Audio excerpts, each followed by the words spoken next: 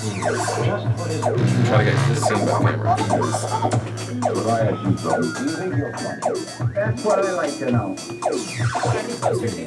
No, it's fine. Just as long as you talk to the mic.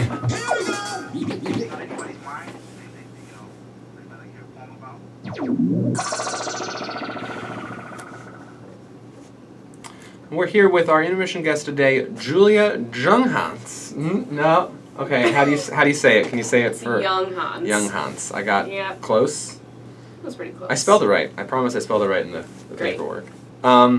Julia, thanks so much for coming on. We've been friends for quite some time, and you never got on the show.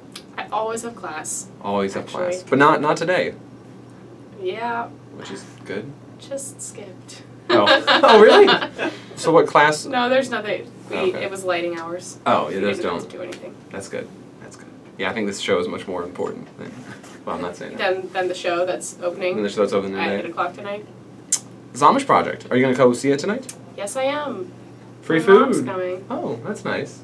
That's fun. So let's backtrack. It sounds like you work in the theater. I do. I am a technician in the theater department here. Well, that's awesome. So what areas of theater tech do you specialize in? I specialize in carpentry and electrics and lighting design. Wow, that's really cool. And what do you want to do with that? That's a great question, Parker. We're in a class together about that right now.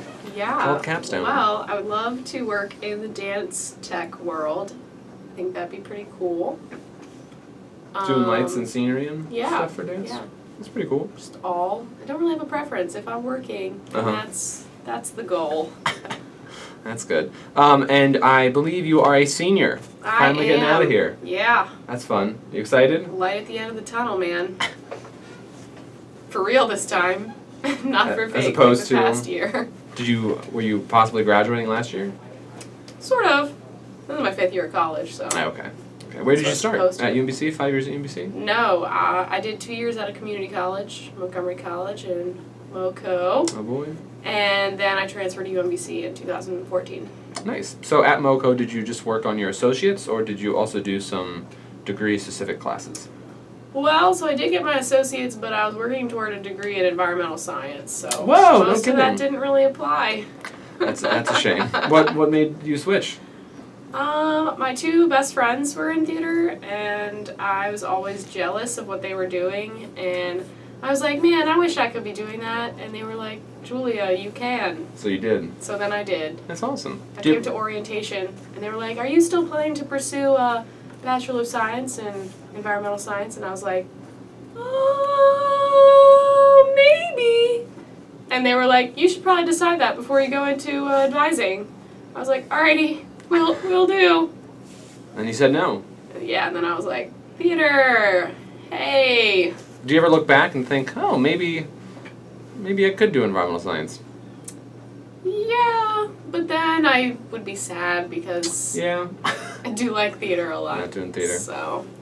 Also, it sounds like the jobs, I'm in a similar boat, having both environmental science and theater degrees, or about to have them, I guess. I just got an email today from like a sustainability coordinator on campus with the header, post-Trump jobs and sustainability. Oh goodness, what did that entail? I didn't read the whole thing, but basically like how to get a job now that Trump is our president in something that he hates because he's going to destroy the environment. I actually hadn't considered that. Yeah, but I thought I'm kind of much more leaning towards theater. I'm like, oh well, I could go back and work for the Park Service.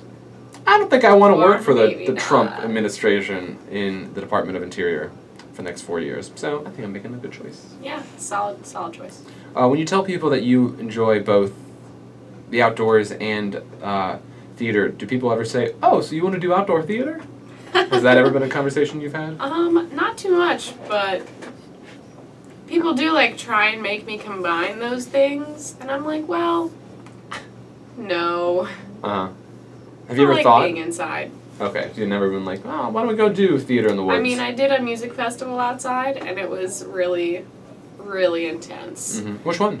The Capitol Fringe Music Festival in July. Yeah. It was in June, I'm sorry.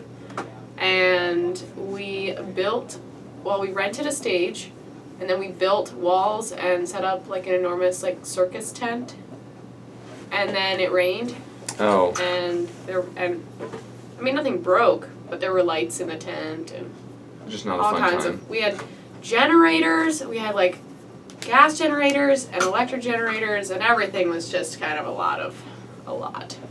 Now, was this in like the woods in the middle of nowhere, or just kind of a field in DC?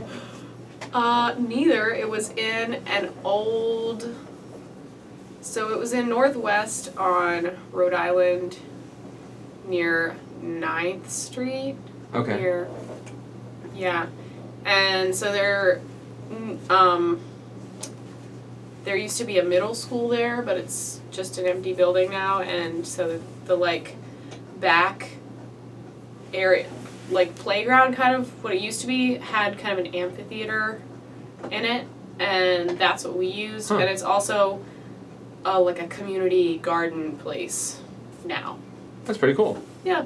I just hopped in there, so it wasn't too buggy or muddy or woody or animal. No, because it's mostly concrete. So. That's fun. So, what is this Capital City Fringe Festival? Is that your job over the summer? Yeah, so over the summer, I was the master carpenter for Capital Fringe, which is an organization that does stuff year-round, but in the summer they have a fringe festival, which in, I would say most major cities across the world actually have fringe festivals, and they're not all in the summer, but some of them are, and DC's happens to be in the summer. But it's just a chance it's a performing arts festival, and it gives artists a chance to get their work seen, even if they can't really afford to rent a big theater space or, pay a lot of money to get it produced. It's kind of a way to see new and kind of, off the beaten track kind of theater. So like DIY theater. A little bit, yeah. Did you see any of the shows that you helped work? I did. Some of them were really cool. There was some really cool dance shows and some cool one-man shows, one-woman shows, interesting ensemble pieces. Like some were musicals. Oh. I saw a musical opera. Wow. Or like it was a rock opera about robots. But it was really cool. Was it set in the future? Yes. Goodness. That's pretty cool. But yeah. Have you heard of any shows like starting at Capital Fringe and going on to bigger and better places, like being produced in regional or Broadway theaters? I can't think of any, but I know that I think it happens. happens, That definitely happens. Uh-huh. I mean, and our own resident playwright here at UMBC, Susan McCulley, had one of her plays go to the New York City Fringe Festival. After starting couple in months ago. the Charm City Fringe Festival, Baltimore's own Right. festival. It's 5 years this year. It's got some growth to do. But yeah, that's true. Then I don't know. Yeah, you were there. She's submitted that for publication. Yeah. That's pretty cool. Well, we're about out of time. Thanks so much for coming on and doing Thanks this for having interview. me. Yeah. Do you have any final words of wisdom for our audience? Words of wisdom. No pressure. If you don't have any, we can just stop. Just keep swimming. Just keep swimming. That's all I got. Awesome. Thank you so much. Thank you.